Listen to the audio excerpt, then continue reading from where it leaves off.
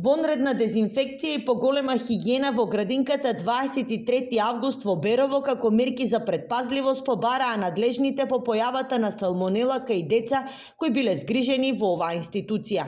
Во моментот состојбата со бактеријата е ставена под контрола и кујната во градинката работи. Регистриран е уште еден случај со што бројот на заразени деца достигна до 12. Лекарите советуваат да се внимава при процесот на термичка обработка на храната, а внимание да се обрати и на хигиената.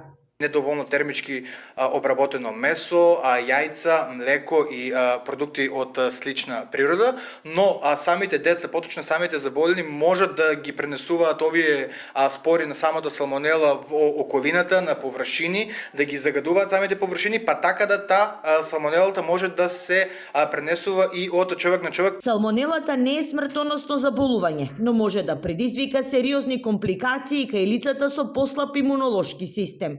Сите деца кои беа заболени се во добра здравствена состојба.